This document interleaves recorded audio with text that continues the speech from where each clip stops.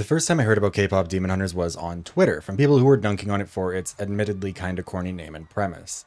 A demon hunting K-pop girl group who uses their music to seal away the demon world? I mean, it sounds like something destined to be a cringy attempt by studio executives to make a movie that appeals to the youths that waters down K-pop and Korean culture into just an aesthetic. And I will say, I like a decent amount of K-pop, but I'm not well immersed in it. My introduction to it was KDA, and since then, I'd say I've probably listened the most to them, Heartsteel, Idol, LE SSERAFIM, Blackpink, and some Wonho. But I'm not, super deep into it. Imagine my surprise when, a few weeks later, the trailer dropped and it's like, huh, wait, this animation art's actually kind of pretty, and these clips of these songs are really worming their way into my brain, and who knows, maybe it'll be better than it sounds. Then the movie came out, and it felt like I couldn't go anywhere online without seeing people talking about it, sharing the songs, or making fan art of the characters. I'd actually added How It's Done and Your Idol to my playlist before eventually deciding, hey, maybe I should actually see this movie if I'm already this invested. So I bit the bullet and watched it, thinking it'd be kind of fun, but ultimately just a passing thing. Anyways, I've since watched it probably a dozen times, if not more. I know the words to all the songs except for the Korean bits, not for lack of trying, mind you, and I am prepared to go to war with Sony and Netflix if they don't make this a franchise or somehow manage to fuck it up. I need a 6-season series of Huntrix having to deal with all the knockoff demon boy bands that come up after the fall of the Soulja Boys to try and imitate them, followed by a second movie where they finally get to go up against the Soulja Boys again for some reason. I want them to keep releasing Huntrix songs. I want some proper merch for them. Let me buy a light stick or something, Sony, please. I have no money, but I'll still give you some of it if you give me something worth buying. In case you haven't guessed it by now, I really do love this movie, and I am incapable of shutting the fuck up about it. And since the main thing I use this channel for is making my brain somebody else's problem, that's what's happening now. I just want to talk about K-pop Demon Hunters for a quick video, quick in air quotes, I guess, while I work on some other ones. Plus, I haven't been on a regular upload schedule since 2024, so I have to catch up a bit. Also, if you haven't seen K-pop Demon Hunters yet, you absolutely should. It is great. This video is going to spoil it a fair bit, obviously, but as someone who's watched it daily for 2 or 3 weeks at this point, it won't ruin the experience for you if you choose to watch this video before watching the movie. In order to keep my thoughts coherent-ish, again, air quotes there, we'll be breaking this down into 5 segments. The characters, the story, the music, some random stuff that doesn't fit anywhere else, and the future. And I promise I'll do my best to keep it concise. That doesn't mean I'll succeed, look at the runtime, but I can't help that this movie is amazing and that I want to talk about it forever. Anyways, let's get into it. But first, a word from our sponsor. And by our sponsor, I mean myself, because ever since I made a video shitting on the shady sponsors who tried to reach out to me, I haven't gotten any other sponsorship emails. Imagine that. Anyways, if you're a fan of my cute little wiggler guy, you're in luck because I'm going to be turning him into a little enamel pin for my first ever merch drop, complete with a moving head. The orders for it open depending on when this video actually comes out, on August 1st, and will run until September 5th. And in order to actually get the pins made, there'll need to be at least 25 pre-orders. There are also some stretch goals for hitting higher targets, like getting some stickers made and stuff, but for now, I'm just hoping we can get to 25. The normal price of the pins is going to be about $23 US plus shipping, but if you order during the pre-order campaign, you can get them for about 17 bucks instead. I say about because the pricing is all in euros since the pins will be shipped out of France, and I figured that my majority American audience might benefit from not having to try and convert it themselves. If you're interested in getting a Viv Wiggler pin for yourself, a link to the pre-order campaign will be at the top of the description and in the pinned comment. Thank you for your patience. And now, on with the video. Part 1. The characters. So I love basically every character in this movie. There's Huntrix themselves, main vocals Rumi, main dancer and visuals Mira, and lyricist and rapper Zoe, plus their supporting characters Bobby the manager and Celine the parental figure for Rumi, and also kind of the rest of the group. Then there's the Soulja Boys, Jinu, the lead vocals, and our main demon boy who came up with this whole scheme, plus Baby, Abby, Romance, and Mystery, a set of 4 demons who fill a single stereotypical K-pop idol role each to support Jinu. There's also Gima, apologies for the pronunciation, the Demon King who mostly just presents as a big fire in hell, and a ton of supporting demons who mostly just serve as cannon fodder for Huntrix to kill. Huntrix are incredible, and I love all of them, and the only weak point of the group is that we didn't really get to learn enough about either Mira or Zoe in terms of their backstories. We got allusions to it both through songs and dialogue. Mira was the black sheep of the family because she was a wild child, and Zoe was raised in America and feels kind of torn between America and Korea, but they're both really missing a lot of the depth that Rumi was given. Their personalities are great, their interactions with one another are excellent, but basically every issue with K-pop Demon Hunters stems from the fact that they were probably forced to leave too much of the story on the cutting room floor, and almost everything that's left is laser focused on Rumi's individual narrative, instead of having that be the overarching narrative, while these other characters still got explored a bit more. This is mostly passable, if a bit disappointing when it comes to the other Huntrix girls or Bobby, who I love, and I don't think they really anticipated that he would be so popular, but The big weak point here is really Celine. Celine is a big part of the narrative in theory. She put Huntrix together. She was a former Sunlight sister, which was the previous Hunter group, along with Rumi's mother. She was one who raised Rumi, and she's kind of Huntrix's caretaker, sort of. She's treated like a big deal with a big influence over the group, but we don't really see that. We only really hear a handful of sentences from her right before the big climax of the movie in terms of like meaningful dialogue. And even then, she's only in a scene that probably was also at risk of becoming a deleted scene because it doesn't have much impact because there's not a lot of build-up for her having this moment with Rumi. She's a huge part of why Rumi has the insecurities that she does regarding her patterns and the bigger themes of the story that spin out from there, so it is a miss for her to be so absent from the story. It's not that I really like Celine, like I think she's sort of meant to be not a villain of the story, but kind of antagonistic to the whole premise. But that's not a bad thing. We just needed more of her in it to kind of flesh that out a bit more. We also probably could have gotten a little more background on Rumi herself. We basically never hear anything about her mother other than that she's dead, which is probably another consequence of Celine being cut so far out of the story. But we also basically know nothing about her father. Obviously, there's not a lot of time for all of it. Again, this is a story that probably had to have a bunch of stuff cut out in order to fit the runtime that they were mandated to apparently end up with, but it feels like it would have helped a lot to just give us something more detailed.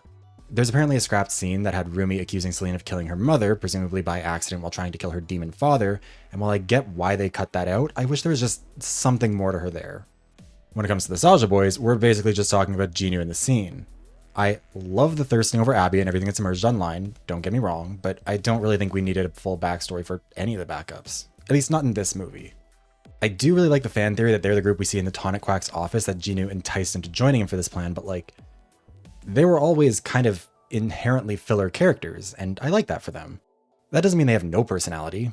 Abby in particular very clearly has a vibe, and he's given the point position in the routines often enough that he's pretty obviously the second in command and probably was in charge of their old group if that's really what happened. But they're still deliberately the supporting cast for Jinnu.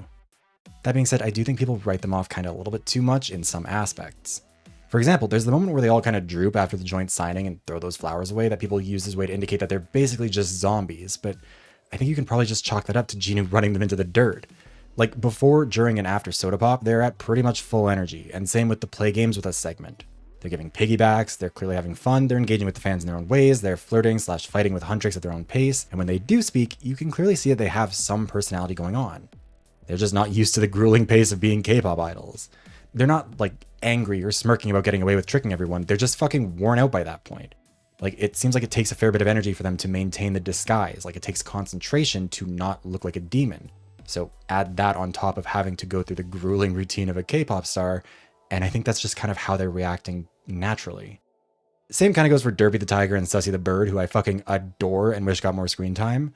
Like the bit where Rumi asks why the bird wears the hat, where Jinnu says, "I made it for the tiger, but the bird kept taking it," is so funny to me. And Sony, if you make these two into wisecracking sidekicks in the sequel like it's some fucking Disney movie, I will start committing atrocities. I will not be responsible for what I do next. Jinnu's also just a really interesting character, especially compared to the other demons that we see. The moment at the joint signing where the Saja boys walk out and throw away the flowers while Jinnu stops and is very clearly affected by the adorable fan drawing saying that he has a beautiful soul is a really good one, and also is just hilarious. And the only real detractor for him, in my opinion, is that too much of the story is fixated on his relationship with Rumi, rather than his own story or her relationships with more personally consequential characters. Not because his story is bad, but because there's just not enough of the others to kind of fill it out. This movie would be way better if it was 20 minutes longer with the exact same Jinnu Rumi storyline, but just with other stuff also going on. And the information we got about his backstory is some pretty blunt exposition. I also think the version of the story he told Rumi originally is probably actually the more true one untainted by Gima's twisting. Like, the man was a court entertainer for the king of Korea in the 1600s. He absolutely did not get a choice in what the king did or did not want. If the king wanted him to be his personal songbird, but without his family, the options were either 1, do that, or 2, get all 3 of them killed. To me, this reading also lends more to the overall theme of the story that our shame is often not based in reality. We twist ourselves into knots inventing our own shame, turning harmless things about ourselves into the things that tear our self-esteem apart. We blame ourselves, we lash out at others, we warp our memories until they fit these narratives that we've decided must be true, but are really just based out of this self-loathing. That being said, I'll get into it more in the story bit, but I'm glad he got the ending that he got, and ultimately his story played out really, really well for the themes of the movie. Actually, let's just get on to the next segment already.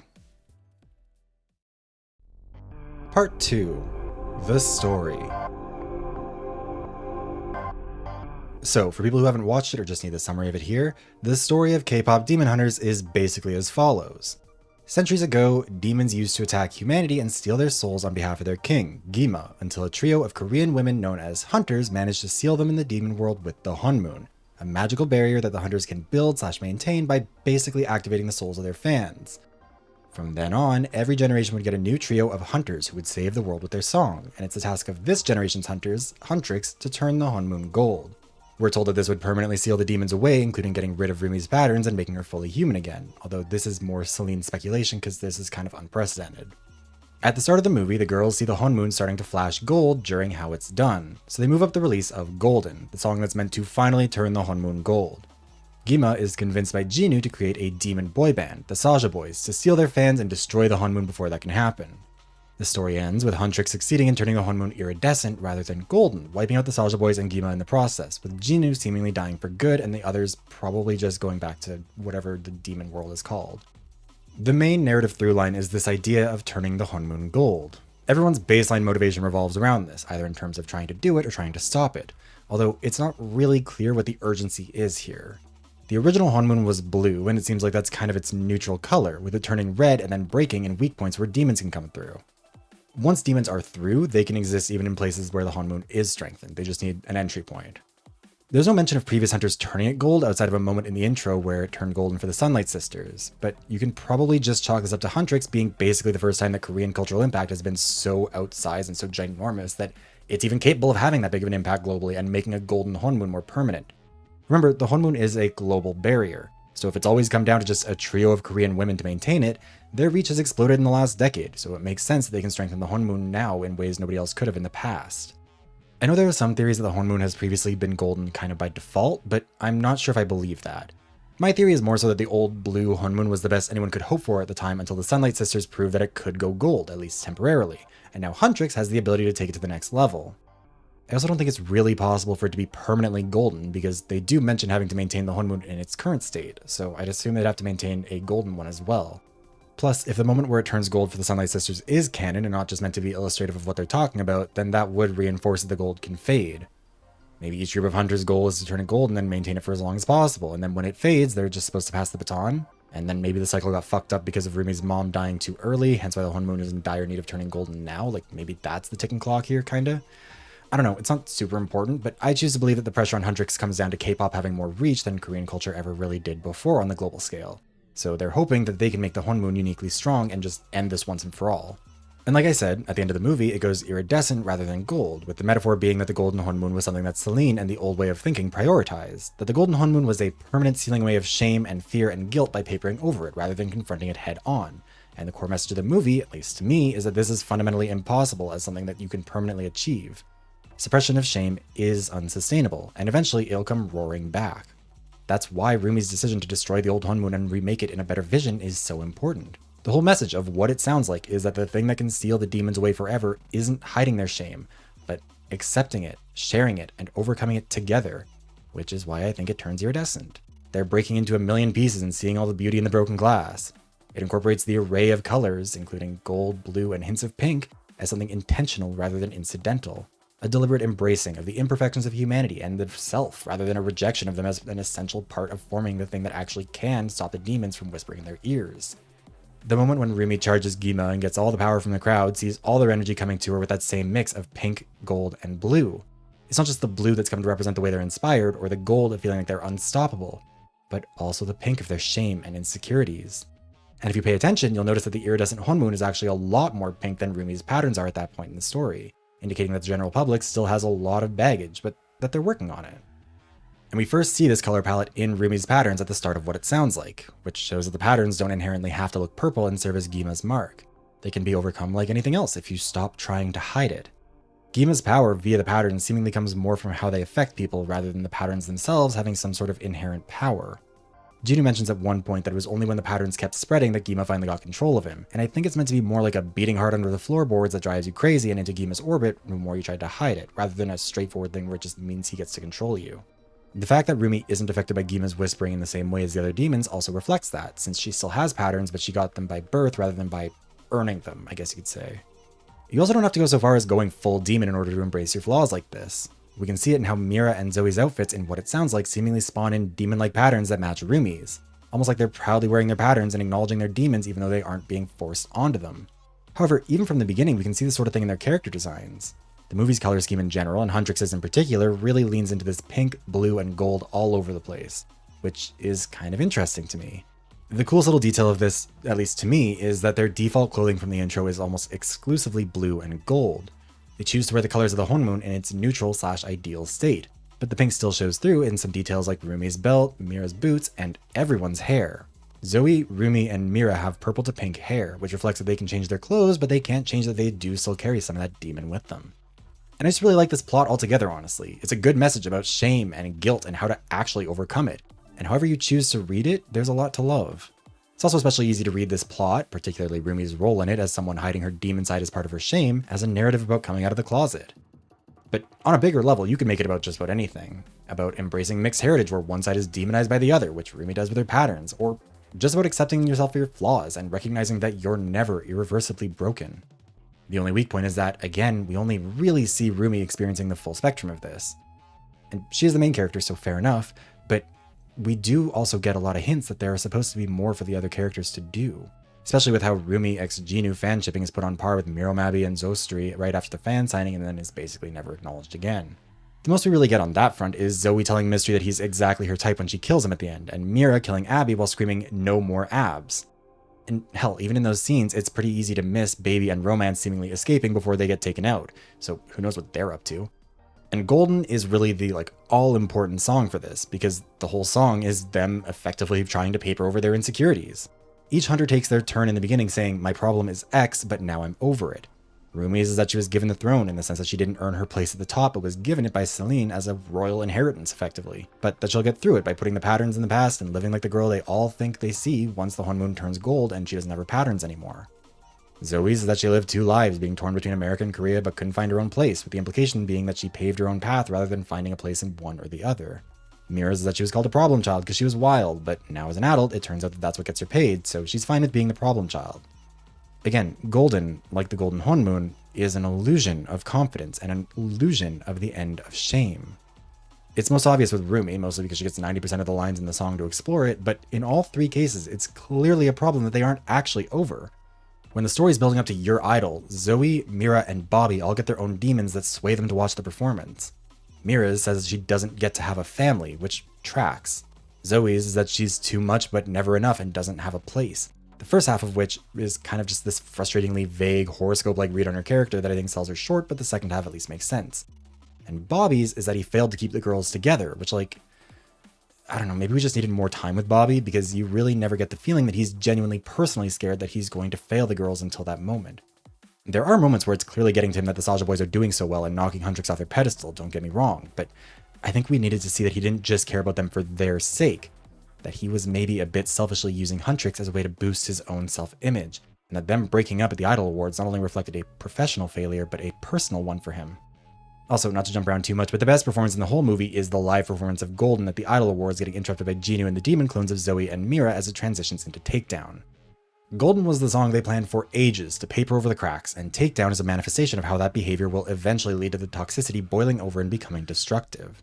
Rumi takes on too much of the burden of Huntrix herself, and that's why it's even possible for the performance to get hijacked like that. Zoe and Mira get 2 lines each. They literally don't need to be on stage for a solid 45 seconds of Golden while Rumi tries to turn the Honmun gold on her own. And that's when the demons are able to replace them and swap the song to Takedown.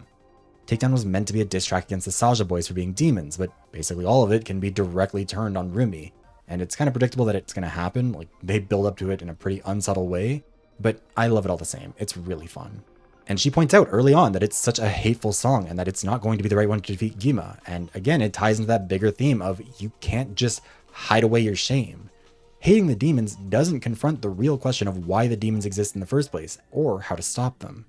The animation of the scene really sells that the vibe is very noticeably hostile in a really unpleasant way. And there's a shot from the crowd where you can see Rumi kind of cowering while Zoe and Mira circle her in this threatening way that just works so well. It's so unpleasant, but in the correct way for the moment. And Takedown being this stealth villain song is a great move, and I really love how they use it for the story. Now, I mentioned it earlier, but I do like that this movie takes the old school fairy tale approach of someone's got to fuck around so we can show the kids what finding out looks like. And Jinu and Celine both fit that bill. Celine's in a more minor way than Jinu, in the sense that her finding out basically just means that her attempts to control Rumi, and therefore the Honmun, and by extension shame itself, have not only failed her personally, but have made the world worse and put everyone more at risk while depriving her adopted daughter of the unconditional love she deserved. I think that if this story was expanded more, we'd see that this is because of Celine's own shame, either of failing to turn the Honmun gold herself, or potentially of killing Rumi's mom, or whatever happened there. And I wish we'd gotten to see more of that because I think it would make this more impactful, but I think it's still pretty good. Jinu, though, gets it pretty rough. His whole arc with Rumi is her convincing him to see the best in himself and that he's not just Gima's puppet. And she almost succeeds before his shame gets the better of him and he pulls the takedown trick. When she confronts him, he looks angry at her and regretful, but more so because he's mad and upset that he thought her plan could have worked, but has been convinced that it clearly never could have. Then, during Your Idol, he seems so excited that the plan is finally going to come to fruition and he'll get to forget everything about his past. And then Rumi shows up and his face cracks. As she sings What It Sounds Like, all the other Saja boys race into attack and he's just standing there, like staring at her. As she joins up with Mira and Zoe, she looks so confident and self-assured and he's just like, fuck man, if I was a better person, that could have been me too. Like I could have been on the right side of this. He finally sacrifices himself to save Rumi and I like that that's his fate. He doesn't get redeemed in the sense that he doesn't, become a good guy and he doesn't get the girl as a prize at the end either. But he does show at his core, he did want to do the right thing. He just kept losing the battle to his shame that Rumi was finally able to win. And at the end, unlike Celine, he recognizes that his role in all of this is to realize that Rumi is the only one who can actually put an end to this and gives everything he has to support her. He also becomes part of her sword, I think, at least that's the implication there, which is itself made out of the Honmun, and that also kind of brings up something for me. The Honmun is made out of souls, right? Not the souls of the dead, but more like a web of interconnected souls. The Hunter's music throughout the generations inspires people, which basically buffs their souls enough to be able to contribute to it. Then the Hunters can turn the Honmun into summonable weapons. However, it kind of seems like that's not a permanent ability. Celine's weapon when she faces off with Rumi near the end is just a normal sickle thing. So maybe you only get Honmun weapons when you're the active Hunters, like maybe that's part of what you have to pass on. In the credits we can see that her Hunter weapons were seemingly a pair of pink and blue swords, but that might also just be a silly little detail for the credits, I don't know. The Honmun itself is like a power grid, I think, and each person is capable of contributing. If they're inspired, they buff it, and if they're full of shame, then they can create a weak point by draining too much of its power.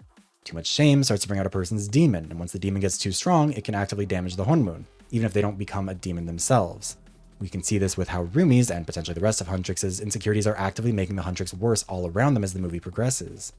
When Rumi has an outburst related to her anxiety, she sometimes turns it red, but it also happens in a lot of subtler ways. Like when they're working on Takedown and come up with the "a demon with no feelings don't deserve to live, it's so obvious" line, Rumi's anxiety causes a spike that they have to go deal with right away. However, demons still do have souls, or at least they're capable of still having them, reflected in Jinu being able to give his to Rumi, but also now Jinu is seen walking on the Honmun in Free, in the same way that Rumi can activate it with her touch a little bit before Free starts. Also, when Sussy and Derpy do their little teleporting thing together, it kind of seems like they're moving through the Honmun. All that also lends credence to the idea that the Golden Honmun is an illusion. You can't make everyone's souls permanently inspired, even if you can occasionally max it out, because some of those souls still belong to demons or have demon tendencies. And it explains why they needed to strengthen it through stuff like the Idol Awards. The demons themselves seemingly don't really feed on souls themselves either. They harvest them for Gima, who actually does consume them, or turns them into demons or whatever. And actually with that, I think it's important to touch on how demons are made, because I think the basic answer is that Gima is basically always trying to whisper in everyone's ear to capitalize on their shame. And once the shame grows enough that they start to get covered in patterns, Gima is able to take them and turn them into his foot soldiers. Some demons are basically turned into non-human entities, or maybe all of them kind of are, most notably in the Horde scenes during Takedown and What It Sounds Like, but most seem more like Jinu to some degree. He retained more of his old self than most for some really unknowable reason, like he gets to keep his voice, but Gima never really explains why. But most demons seem like they become blank slates who just harvest souls for Gima. The only other way to make a demon is seemingly just good old reproduction, but that only ever comes up in the context of Rumi being born of a demon father and hunter mother. And it seems like a half demon isn't really under Gima's sway, so that also might not work out here. That might not actually create real demons, just like ones who look like them. Even at the end, Rumi doesn't hear his voice in her ear unless she is literally physically talking to him.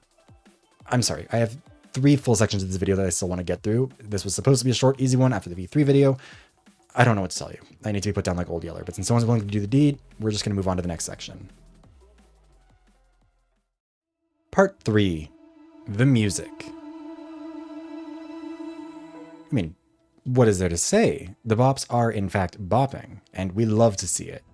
And it's very much so broken containment here. Like, I had someone come into work the other day talking about Your Idol unprompted, and I very much so do not live in the epicenter of K-pop fandom. Like, the furthest from it. Huntrix are the highest charting K-pop girl group on global Spotify and the highest charting fictional musical act since Hannah Montana, at least from what I've been able to find. And the Soulja Boys are the highest charting K-pop boy band on global Spotify as well. It's a genuinely insane impact for this movie to make, even before you remember just how big K-pop is. Groups like BTS and Blackpink can measure their success by percentage points of impact on the South Korean economy, and Huntrix are coming out of nowhere to compete pretty solidly with new releases like Blackpink's Jump on the charts. Something I personally find really funny about it is that I don't really know how to describe these songs except as being very musical coded. Part of what stops a lot of musicals from having this kind of mainstream pop success is that musicals kind of need their songs to fulfill a purpose for the narrative or the vibe of the characters, and oftentimes it's hard to both fulfill that purpose and create a pop song that can stand on its own 2 feet without the context being needed. Plus, must needs be remarked that a lot of the kinds of people who write musicals are, and I say this mostly with love, massive dorks. Lin-Manuel Miranda cannot write a pop song without his dorky theater kid patter, stuff like that. K-pop Demon Hunters manages to have songs that feel like the K-pop equivalent of a Disney musical soundtrack, while also still succeeding as standalone pop songs, which is really cool and pretty impressive. Anyways, so let's go song by song in order of my personal preference from the movie, from least favorite to most favorite. I'm only including original songs by either Huntrix or the Soulja Boys here, so Strategy or the Twice version of Takedown aren't getting included here. Starting out, we've got Free. And look, I know it's the popular opinion to hate on Soda Pop more, but to me, Free is maybe the only song that doesn't really hold up on its own. It works in the movie, and it's performed well, and is a baseline good song, but for me, Jinu's bit kind of falls flat next to Rumi's, and it makes it a song that I don't really go back to as much. It's not to say it's bad, obviously, I still really enjoy it, and I do still listen to it a fair bit, it's just that there's a lot of competition here, and something has to be the worst. Someone has to go home first. I also don't really go for this kind of slower ballad song as much just in general, so with me personally, it was always fighting a bit of an uphill battle. Now, I want to move on to Soda Pop because yes, it is next on this, and because I feel the need to defend myself a bit here. Yes, it is an obnoxious pop song, but unfortunately I am a trashy homosexual whose musical tastes were shaped by a lot of Aqua as a small child, so this is right up my alley.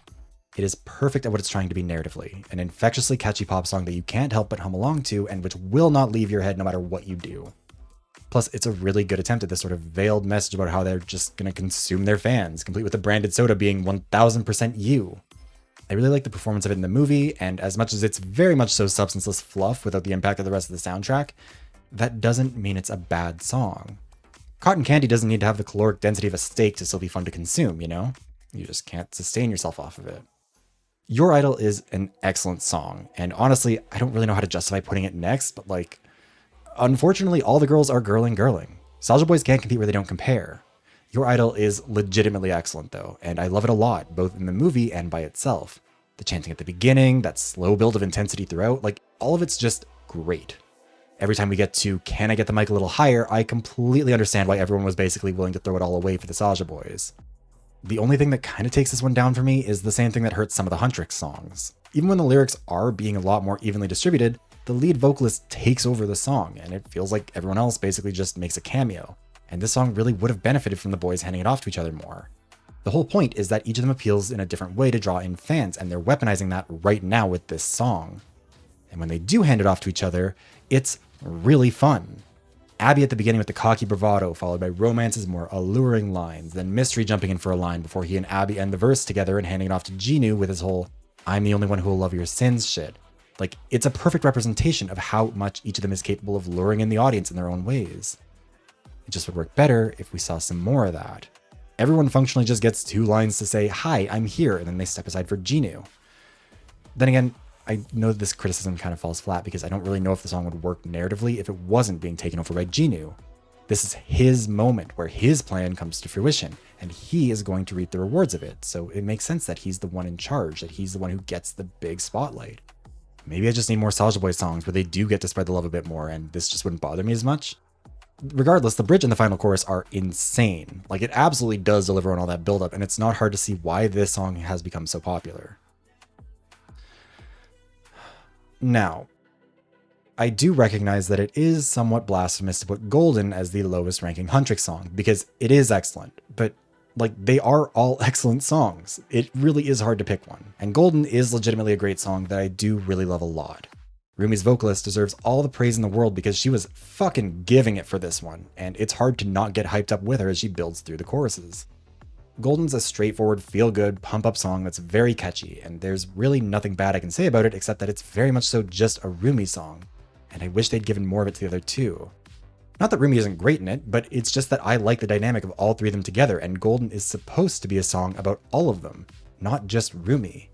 We get 2 lines apiece from Zoe and Mira talking about their backgrounds, and it would have helped to get either more of them on here or just more songs that explored them a bit more, given that their falling prey to their demons is such a pivotal point at the end. But we barely even acknowledge what they were struggling with.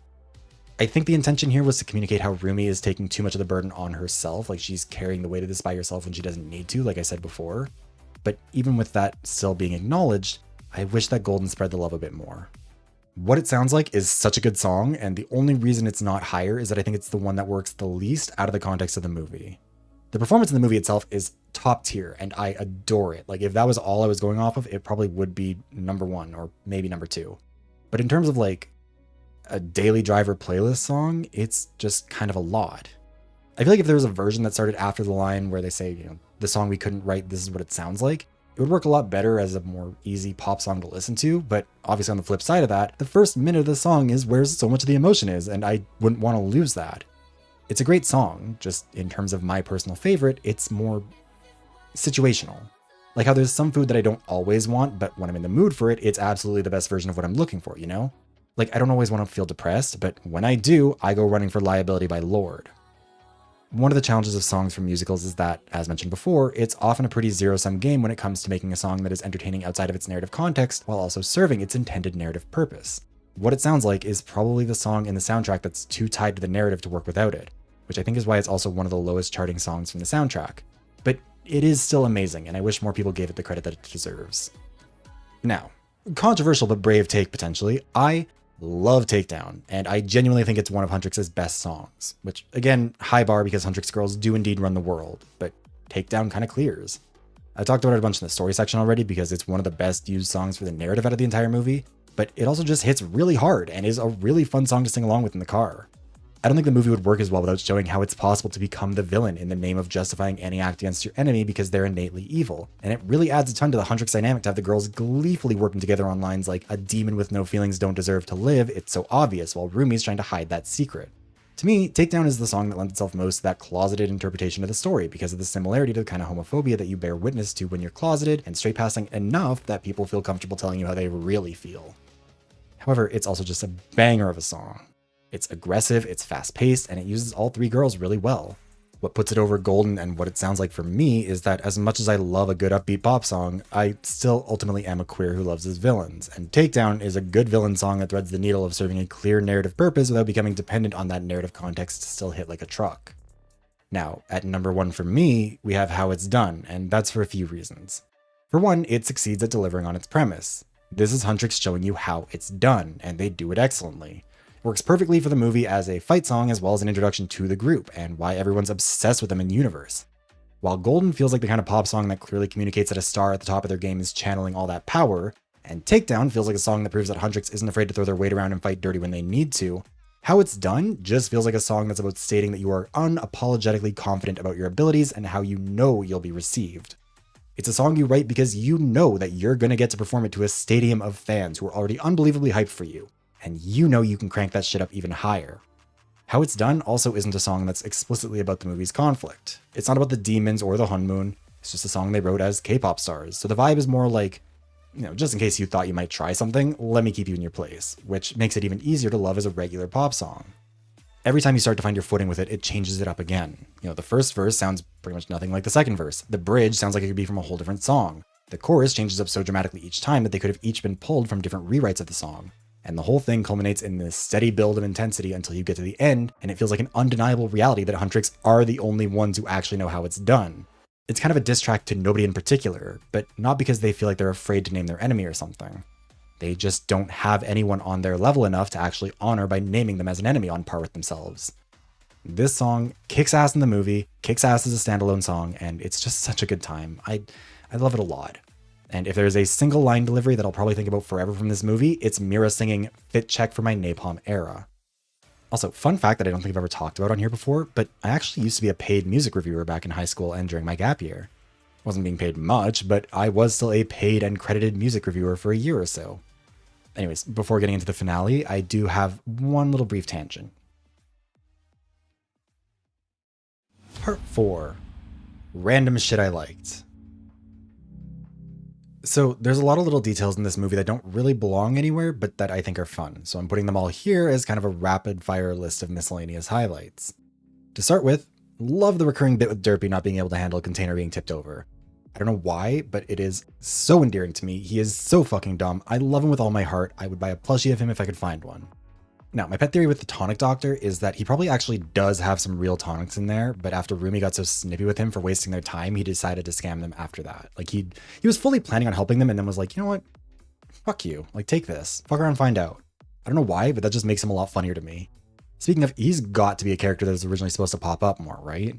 Like that whole, you need to see the whole to fix the parts thing is literally the theme of the movie, and he can see the things about them that stop them from being vulnerable.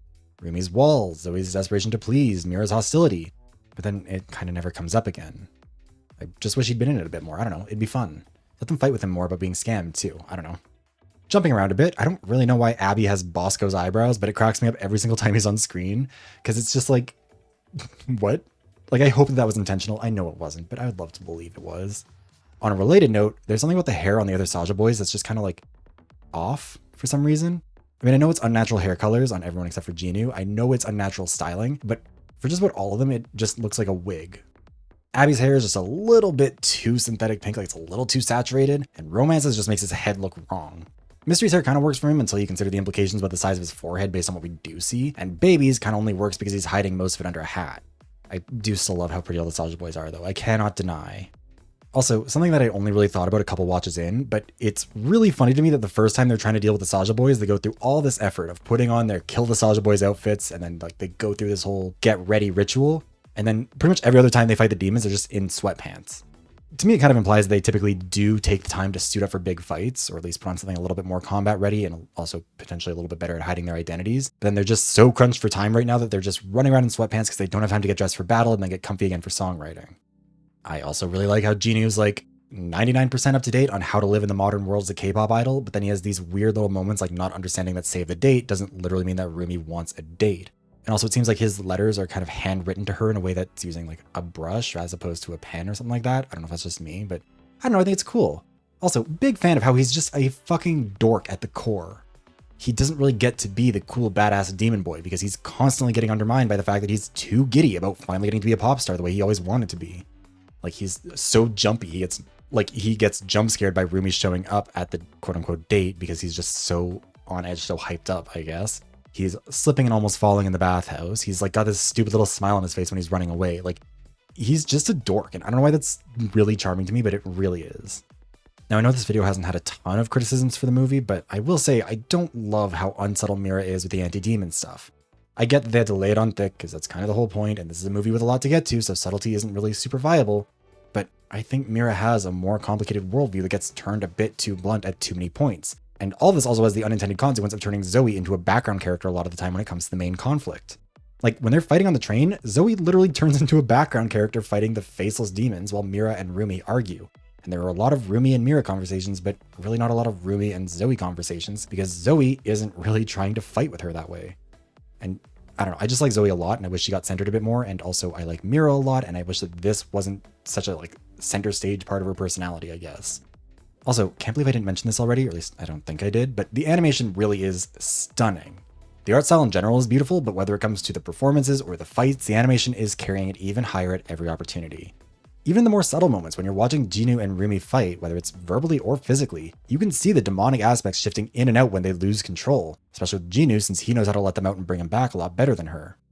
Like you'll see claws appear for just a second to slash her and then go back to normal hands. And I also really love how individual it is when you see the crowd scenes. Different audience members will be singing along and miming their own performances and choreography in a way that's just gives them a lot of personality, even when we only see them for these bits and pieces of bigger performances. And I just think that's really cute. Something I did kind of think about as I was watching the movie, kind of from the very beginning, is that I don't really know how much the Honmoon/pattern stuff regular people are able to see. They don't really seem to react to the Honmoon ever, but they clearly can see the demons if they show up. They think that the ones they kill and how it's done are just special effects, but they never acknowledge their weapons or anything which are also part of the Honmoon. Like, no one's like, wow, Zoe pulled a knife out of thin air, that's crazy. The Honmoon also sometimes seems like it's flat to the ground, but then sometimes it's hovering above people, and sometimes it's basically like an opaque blanket that's being ripped apart. I don't really know if that's something that they can see, but I kind of wonder if they can't, what it means that the hunters are able to see it. Like, how do they learn to see it? With Rumi, you could argue that it's inheritance. Like, her mom was a hunter, so maybe that's it, but, you know, Zoe and Mira don't have that, so they clearly had to learn somehow, I guess. Regular people also don't seem to really react to Rumi's patterns or the Saja Boys' patterns, but I don't know what to make of that. Like, maybe they just don't notice because they're not looking for it. Like, they are pretty subtle flashes of patterns when they do show up a lot of the time, so that could make sense. Also, love that the Saja Boys outfits that they were supposed to perform in for the Idol Awards have patterns on them too. All except for seemingly Romance, who for some reason has just like a heart. Also, last thing for this bit, but special shout out to my favorite moment of the movie, which is when Abby does the little thing with the beads on his hat during the beginning of Your Idol, like when he, rotates his head around and like plays with them with his thumb. Big moment. Many thoughts to be had about that. Close second goes to when Genu sings the last "No One's Coming to Save You" though, because what does he think he's doing, making that face right now in this moment? Like, get it together, man. You're doing demon shit. Behave. Anyways, now that I've got that out of the way, we're on to the last bit. Part 5. The Future. What does the future hold for Huntrix and K-pop demon hunters as a whole? I mean, at a bare minimum, hopefully just more. I've said it throughout this video, but the weakest points of the movie are basically all a result of not having enough time to fully explore all the really interesting characters and concepts that they've introduced. Not everyone got fully neglected, to be clear. Like, I think Genu and the Saja Boys mostly got the screen time that they needed, and the only real weak point there is that the story itself is really rushed. Like, the entire movie takes place over the span of only a couple weeks, and the Saja Boys aren't even really there until a few days in. If the movie took place over the span of like a month or two, and each group got one more song or maybe two more songs, it would have been pretty perfect on that front, I think. Genu's story is simple, straightforward, and resolves itself pretty well. The other Saja Boys are nobodies who got the time they needed, and not really anything more. A follow-up could probably turn them into characters with more depth, but for this story, we got what we needed from them. Swell Entertainment put out a video about K-pop demon hunters where she said that she wants a TV show where the demons basically just think to themselves, okay, so the Saja Boys were the right idea, it just got fucked up by Genu at the last minute. And so they keep trying to do that and it becomes like this monster of the week thing where Gima and the other demons are trying to send out more demon groups to try and take them down. To me, this is like exactly what I'd want. Give me 6 seasons of basically Scooby-Doo meets Glee, but make it Buried Stars, with Huntrix getting to demonstrate how powerful they truly are as pop stars by letting them take down basically every flavor of opponent. The Idol Awards were a good ticking clock for this movie, because it's a movie, it has to be kind of self-contained, but if they just introduced more awards shows or competitions for them to go up against each other, it would work pretty well. We know how they compete with a group like the Saja Boys with Soda Pop, but we could get demon soloists, demon girl groups, demon mixed groups, or basically anything else. It would be especially helped by the fact that each of the girls has a defined strength. Rumi's lead vocals, Mira's choreographer and visuals, and Zoe's the lyricist and rapper. It makes sense for the narrative of this movie to revolve around Rumi when she's going head to head with another lead vocalist like Genu, but what happens when they go up against a group where the rapper is the superstar? What happens when it's the choreography? Individual episodes could pull different aspects of their strengths to the forefront, allowing for different members to get the spotlight and just keep exploring them more. And I think there's especially a lot of room for this if we introduce girl groups in this as well. Like, I enjoyed the Saja Boys versus Huntrix, but what if the demons they were facing put out something more like Gnarly by Cat's Eye, or Lion by Idol, or Kill This Love by Blackpink? So much of K-pop demon hunters was an amalgamation of inspirations, but what happens when you get to laser focus on them more? Like, Abby was mostly just a background character, but what happens when a demon takes on the role of a Wonho-esque idol by himself, and that's his whole thing? Not that Wonho is just that, but like, you get what I mean, right? Like, what happens if the demons start thirst trapping? Which Abby kind of already does, but ramp it up a bit more. Wonho's out there posting pictures in his underwear, like, go hard. On the flip side, how do they handle it if the demons try and play it soft and put out a song like Copycat, and like, they're softer, they're more gentle, but they're still as devious, they're still trying to get to you? What happens if we get really meta and there's an in-universe fictional K-pop demon group? Like, how does Huntrix handle a KDA or a Heartsteel scenario? And that's before even considering going international with this. I mean, like, Cat's Eye kind of already is, but you know what I mean. Like, what happens if there's a demon Sabrina Carpenter, or a demon Chappell Roan, or Charlie XCX, or Lady Gaga, or Beyonce, or Eminem? How does Huntrix stop a demonic Benson Boone from backflipping everyone out of the Honmoon's protection? And how do they just handle the K-pop scene in general? You could have running storylines of rivalries with other groups of human musicians who are looking to take them down purely for pop star reasons who have no idea about the demon hunting side of it all. Like, give it some Hannah Montana vibes. Anyways, that's what I want. Like, give me 6 seasons of that show, and I need them to be real seasons released on a timely schedule, Netflix. None of this 8 episodes every 2 years bullshit. I need them to pay for enough people to get 18 to 24 episodes a season every year without needing to crunch them till they die, with 2 albums worth of songs every season. Have the surviving Soulja Boys show up as major antagonists throughout the show, with them heading their own groups or going alone as soloists who have to be defeated again. Give me a spin-off movie about the Sunlight Sisters and what happened with Rumi's mom and Celine, and another one about the very first Hunters. Give me a web series or something about Bobby that follows what he's up to between the episodes as he tries to manage the most clinically insane K-pop group of all time, all the while not really understanding the demon shit, or knowing about it and hiding it, which I also think is very cute. That was another, I think, Swell Entertainment idea that is really fun. And then finally, after I get those 6 seasons, give me another big movie where there's finally another demon group that can really threaten the Honmoon. Then give me 6 more seasons, then another big movie where Huntrix hands it off to the next group of hunters or something, I don't know. Like, I don't want to see this just run into the ground for the sake of it, to be clear.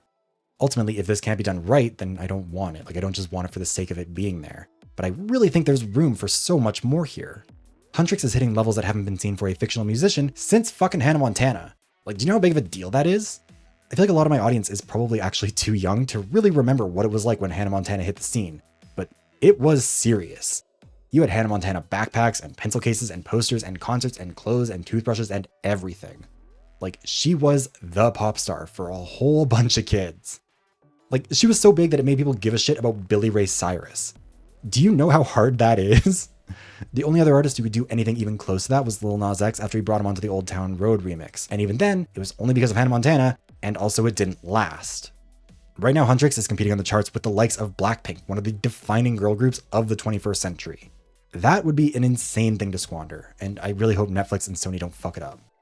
The main thing I think I need from the next piece of K-pop Demon Hunters media, whatever form it takes, is basically just more of the main characters. Primarily Rumi, Mira, and Zoe, and especially the latter two there, but also Celine and Bobby.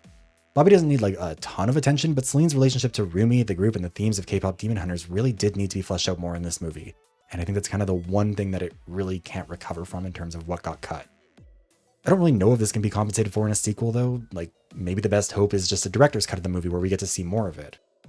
Mira and Zoe, though, could definitely benefit from sequels, and for them alone, I hope we get at least a few more movies or something where we can learn more about them. The dynamic of all 3 girls is just really fun, and I would kill to get to experience more of it, especially when it's not just in the context of this one big conflict where Rumi's getting dragged away to deal with Genu. Like, let the girls girl. All the girls are girling in the sequels, hopefully. Anyways, I don't really have like a big final point to end on, but I hope you've enjoyed me rambling about a movie I really loved for a little while. Trying to get back into the rhythm of making videos more consistently now that I'm finally free of the V3 one, and since the next couple are going to take a bit more work, I wanted to put out something quick while I finish them up. Quick being, again, relative. You know what I mean. I wish I could make like a 15-minute video again. Those were the days. Like, I know that people enjoy longer videos too, or at least some people do, but like, in terms of just how much easier life was for me when I was making videos that were 10, 15 minutes long, like, I wish I could make my brain do that. It's not intentional, I promise. Also, don't forget to check out the pre-order campaign for the Wiggler pin. Pre-orders are open until the 5th of September, and I'm really hoping that these do well. I really love my little Wiggler guy, and I know a lot of people have enjoyed having him for company during some of the longer videos, during some fun cutscenes, so it would mean the world to me for this campaign to succeed. The link to that again is in the description as well as in the pinned comment. It's also part of why the layout for this one is different than what I usually do. You know, it speeds up the process a lot to not have to worry about background footage for the whole thing. Like, that was the big issue with the V3 one, was that I needed to get footage of the whole game, and it was a lot. Plus, it's just a lot harder for me to get away with showing movie footage throughout the whole thing, as opposed to like when I talk about games and can show game footage, so this felt like a happy medium to me. I'm not sure if I'll keep doing this, or if I'll go back to doing the little bubble in the corner thing, or if I'll do both, depending on the video, or I don't know, maybe I'll get like some special artwork for the background so I can actually have like a real setup, but do let me know what you think about it, because I kind of like doing it this way. Also, if you haven't watched the V3 video yet, go do that, because I took way too much time working on that, and because of it, I currently have a bit of a backlog of videos, particularly in terms of members' choice videos, and I'm working on getting those done ASAP, and I wanted to provide a bit of an update here on where they're all at. So first up, Biting the Wax, What Happens When You Fall for Queerbaiting, is written and mostly recorded, I think, by the time this video comes out, and will probably come out next week if I can't get the next 2 videos done in time. How Queerness Moved from Horror to Healer is a donathon topic, and it's fully written, and Who Do the Girls, Gays, and Theys Main and Why is partially written. I'm still working on doing data analysis for it and making sure I get all my conclusions right. That was the study video. The plan is for both of those to come out together in a couple of weeks because they kind of relate to each other. Process of elimination is complicated and I don't know how to talk about it, is about halfway written. I've been working on it as I can, but like that one's probably going to be at least like 90 minutes long, and it probably won't be done until later in August. Like it's kind of along the lines of like the Spike Chunsoft video or the Your Turn to Die video. Like that's kind of what we're looking at there. I'm hoping that one will be done sooner, but we'll see. Mythical Pokemon, where a bad idea that's only become worse with time, is partially written. I think it's like about a third of the way there as of time of recording, but that one will probably be out in mid to late August, just because there's other stuff to get to. Elite Beat Agents and the games we lose to changing console gimmicks and making a mascot ruining a character are both also hopefully coming up in August, or at least early September, but I haven't started writing the scripts for them yet because I'm just trying to still catch up on the other videos. As well, the August Members' Choice poll will be starting on Friday, which means that one of these 4 topics will also get added to my task list. There's what it means to hate a game for content, how Buried Stars get social media toxicity right, why Blizzard's cosmetics surveys are inherently flawed, and the brand new topic, what does it mean to perform poorly? If you want to vote for one of those, memberships start at $5 a month on either YouTube or Patreon, both of which are linked down below. Memberships are a really big part of how I'm able to keep doing this stuff, and the support for it is really appreciated. Speaking of, thank you to all of my channel members. At the $25 Elite membership tier, thank you to Adele. At the $10 Premium membership tier, thank you to Tortoise, Anja Tenar, Bailey Nichols, and Cavi Corbin. At the $5 channel membership tier, thank you to Cage the Orc, Fish Toast, Alex Stone, Nemo the Survivor, Destiny, Cadence, Marsh Alice, Gavost, Crimson Cyclo, Corey, MV, The Only Enigma, Mariah, Amon Dadley, Meep Cubed, Noisy Pitta, Harv, Marcy Gaskill, Deku _ Safon, Lala the Bambi, JMD Toaster, Ginkgo, and Teo Tamara. Whether you're a channel member, a subscriber, or you just clicked on this video out of curiosity, thank you very much for watching, and I hope I'll see you around again soon.